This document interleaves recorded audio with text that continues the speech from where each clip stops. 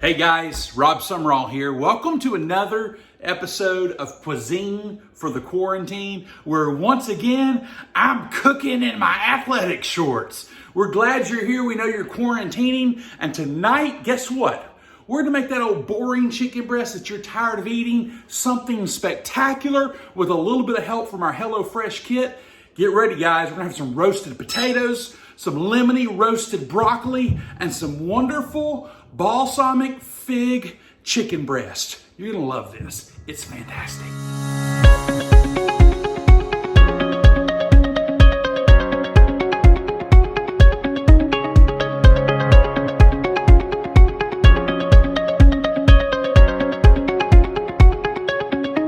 This amazing balsamic fig and chicken breast recipe is real simple. We got in our kit, we've got a lemon, we got a couple of sleeves of the HelloFresh chicken stock booster, a couple of shallots, some Yukon Gold potatoes, some fig jam spread, a little fresh rosemary, some broccoli florets, some boneless, skinless chicken breast, to which I'm adding an extra chicken breast because I'm feeding a family of 5 with this meal kit made for 4. So I've already got my oven up to speed. You're not getting any chopping music tonight, guys, because come on, we got to break it up a little bit. I am dicing up my Yukon Gold potatoes because we're going to get those in the oven first because they're going to take the longest to cook out of everything that we have tonight. And we'd like to serve everything hot at the same time if we can. Now remember, when you're roasting root vegetables compared to other vegetables, root vegetables being like your beets, your potatoes, your sweet potatoes, you want to get the dice on those a little bit smaller than other things. It takes a little bit longer for them to cook, okay? Now, if you're not in a hurry, no harm, no foul. But think about it. How long does it take for you to bake a baked potato? That's not an easy or quick job. Why? Because you got to cook all the way through that dude. And nobody wants a potato that's partially cooked. So we're getting our potatoes done here. I've already gotten all of my produce washed. It's just real quick to do that up front. I've already gotten my broccoli out on the tray, even though it's not going to go in yet. It was just easy for me to do that. I'm going to get dinner on the table quick tonight because I've already had 2 girls come through here saying, "When are we eating? We're hungry." You guys don't ever do that. And you know what happens if you don't give a definitive answer? When are we eating? What are they going to do? They're going to go right to that refrigerator. They're going to go right to that pantry. And they're going to pull out something. You're like, "Hey, don't eat. You're going to spoil your appetite." "Well, I'm hungry right now." "Well, just hold on, buddy. We're fixing to feed you." Okay? Now, time for a pop quiz, right? We're going to roast these. So what are we going to do? We're going to do 3 things to them. I hope you remember. We're going to hit them with a little extra virgin olive oil. We're going to get them with a little bit of salt. We're going to get them with a little bit of pepper. I'm going to get these going and get them popped in the oven, guys. So in the interest of multitasking, I went ahead and ran my broccoli. I got that ready to go in the oven, though it's not in the oven yet. So it doesn't take as long to cook. And like I said earlier, we want things to come out. So the potatoes take about 25 minutes. Broccoli takes about 12 minutes. So I just did a little math and set a timer. 25 minus 12, we're going in about 13 minutes, right? Right now I'm zesting this lemon. Now when people zest lemons, first of all, the best thing you can have is a good microplane. If you don't have one in your kitchen, go out in Dad's shop. I bet he's got one out there. And believe it or not, it works.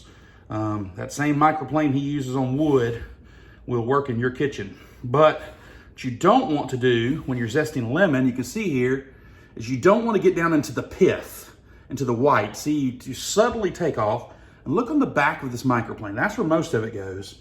And right now, my entire kitchen smells of lemon. I mean, the oils in that are just amazing. We're just gonna quarter this. Just gonna let it hang out right there. Okay. And then we've got some rosemary here, okay? Rosemary is beautiful. It is fragrant.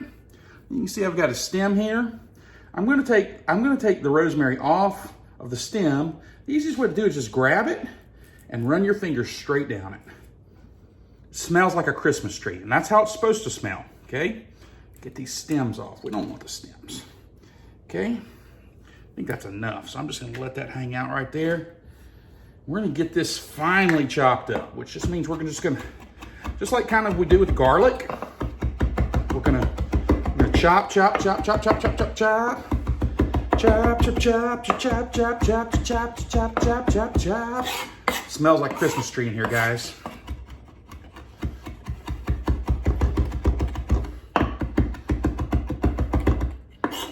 This is gonna go in our sauce.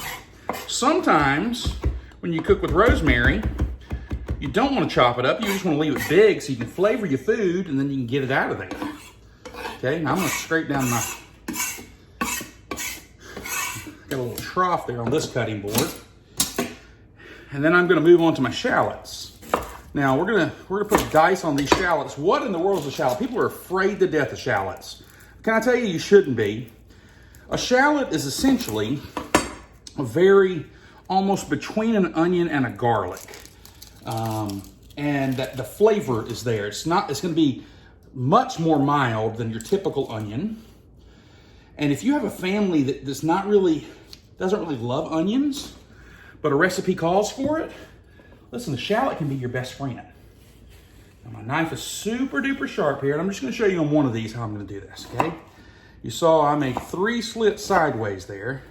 I'm just making some slits down it, okay? I'm just gonna work that knife right through there. Nice fine dice. Watch your fingers. Get down to the end, that's the dangerous part, okay? Get a little bit more.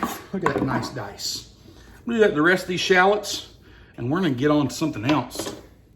All right, guys, so I have already handled my chicken. I won't touch it again with my hands. I unpackaged it. I patted it dry on both sides with paper towels. Then I made sure I had one that I brought to the table I had to cut. I made sure to get the juice off my cutting board. I went ahead and cleaned all my utensils, especially my hands that touched the chicken. And that's the thing. People are worried about raw chicken. Touch it. You got to touch it. And then don't touch it. Like when you're done, be done. And see, I just use my tongs here. In fact, I will give those tongs another wash. And you can see all I'm doing here is we get real simple flavor profile. Most of the flavor in this recipe is going to come from the sauce. We're gonna make a delicious balsamic fig sauce that's gonna go with this. So why do I pepper it, salt and pepper it so heavy? Because that's pretty much the only seasoning, the only flavor it's getting. Got a pan that should be pretty hot. Remember, we don't want to put cold meat in a cold pan. You can hear that. That's good. That's what we want to hear. So I've given our potatoes a shimmy, given our broccoli a shimmy. Why do you do that? For one, you want it to cook evenly. But beyond that, if you don't give your potatoes a shimmy, they're going to stick and it's going to be hard to clean up. And in fact, if you've waited too long to shimmy them, you really have to get out a spatula and scrape them about halfway through because they're not going to shimmy. So shimmy a little sooner, but the trick is you don't want to be opening up your oven over and over again. So it's a little bit of a challenge, but hey, it's something that you'll get used to. We're going to fire off this chicken. We've got about, about 4 more minutes on our veggies. Chicken won't take long. We're gonna have a hot sauce and we're gonna have a delicious meal. See, our chicken is starting to brown up nicely here. Beautiful. Smells great. And guys, our timer just went off. So we're gonna check the oven here. Oh yes. Oh yes. Let's deal with the broccoli first. Here's what we're looking for right here. You wanna have little bits and pieces of that char on this broccoli, because that is that caramelization that happens. That's the deliciousness that happens. show you how we're gonna finish this off. In our serving bowl, I'm just going to take and I'm going to get all of that lemon zest that we took off of that lemon earlier. And we're just gonna bam it up right there. And over the sink, I'm just gonna give that the littlest bit of a stir. Hit it with the tiniest bit of salt. Oh man, that's already smelling good. And then we're just gonna give it one of these lemon wedges, quarters, and just a little bit of that, okay? Big flavor from that little bit of lemon. Broccoli loves lemon. You're gonna love this. Oh my goodness, guys, these potatoes look so good. You can see where there's some caramelization on the bottom of them. You see where they're not all shimmying. Guess what that means? It means I didn't shimmy them enough. That's okay, we'll get them off of here, and I'll let somebody else do the dishes. We are on the home stretch on our chicken. We're just gonna put our sauce together after this is done. Our potatoes are out of the oven. They're sitting in the microwave, staying toasty along with the broccoli. Got the plate set out, and you won't believe this. Everything I've touched in the kitchen is either in the dishwasher or washed, sheet pans and all. So this is my kind of meal, and it's not like I've been sitting around. Just didn't dirty a whole lot of things. Now, I will tell you that I got the sweetest comment on Facebook from Mrs. Lisa Green Oosley. She told me that she gave a shot last Friday to the Alice Springs chicken, that Outback-ish recipe that I gave. I have, and she said it was wonderful and delicious. And I gotta tell you guys, when I get comments like that from people that are actually cooking, it makes me want to keep on doing this because I love hearing from you guys. It really makes me happy. Also, you know, I've got, if that kind of thing appeals to you, I've got quite a few convincing recipe knockoffs. And I would love to share those with you guys. I've got an Olive Garden Alfredo sauce that is so on the money, you won't ever go to the restaurant again. Now, it has so many sticks of butter in it that you'll never eat it again, but it's right on the money, folks. Thank you for those comments. Thank you for that, Lisa. Thank you for everybody else that has been commenting. If you haven't taken a chance to subscribe to my YouTube channel, well, that really helps me out. I want to get up to a certain number of YouTube followers so that I can take things live. I also, it helps me to get those follows when you like, so smash that little blue button if you're watching on YouTube. If you're watching on Facebook, be prepared. I think that this week may be the last week that I am posting so that you can see it on Facebook, because I'm trying to drive viewers to YouTube. We'll see. We'll see how that works. We're real close. We're about getting ready to make our sauce here. Just a little splash of olive oil, shallots, rosemary. Oh my goodness. That smell is heavenly. So how do you know if you need more olive oil? Is it sticking? Then you need more olive oil. This smells amazing. Amazing. Keep working this maybe another minute or so. All right, we're where we want to be. So we're gonna hit it with the balsamic. Now this will hit you when you put it in there, because that's a very acidic kind of smell. Then our fig jam. Yeah, that balsamic's getting me.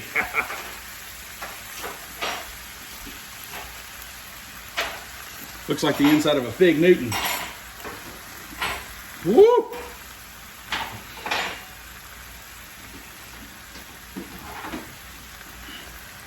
And we're just going to work this until it gets to a syrupy consistency, which won't take long.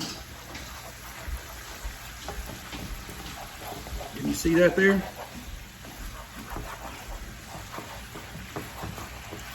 Turn that down. And then we got about 1/3 of a cup of water.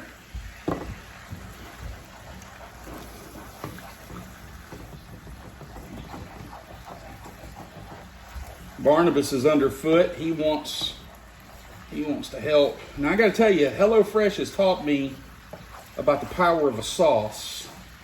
Most of the time when they're dealing with chicken, their flavor is not coming on the meat, it's coming on the sauce. And that's something I really appreciate. Now, it tells us to season it with salt and pepper. And that sounds great and all, but how do I know? How do I know how much salt and pepper is going on there? You gotta taste it, right?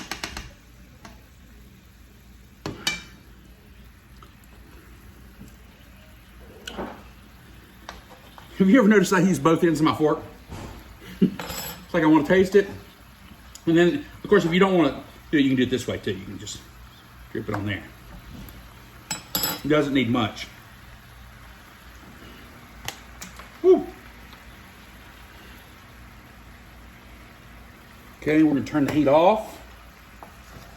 And then according to recipe instructions, we're going to add 2 tablespoons of butter, which I've sliced up a little smaller so that it'll melt easier. And we're just going to work this until that butter gives it a little bit of a glazed look, a little bit of a richness to the taste. Unbelievable smell in my kitchen right now. Look at this, guys. I want you to see this, okay? See our butter I just put in there? It's not even melted. I want to show you something. Look, nothing in the sink. Well, we got a knife and some tongs. The counters are clean. The table is set. Okay, right in here, we've got our potatoes and our broccoli hanging out waiting on us. Our chicken's waiting.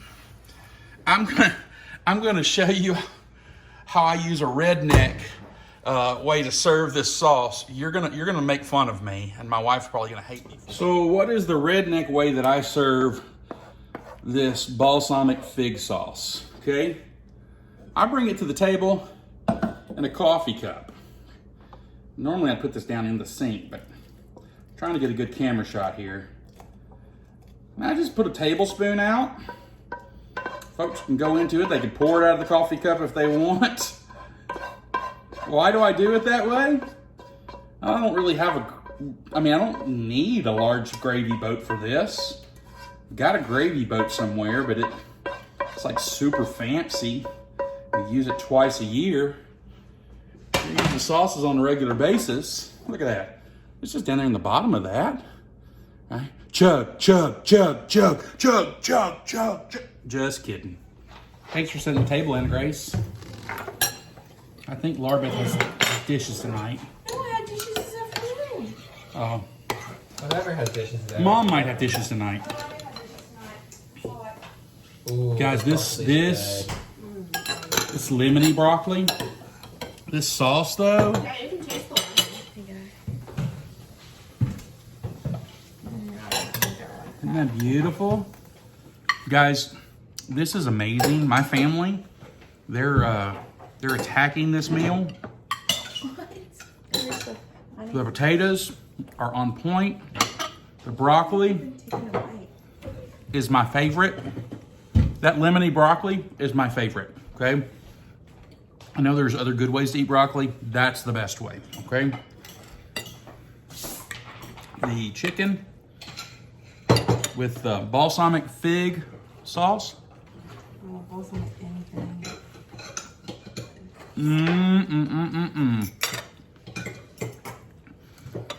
You know what this makes me want to have more of? I love it. Let's go.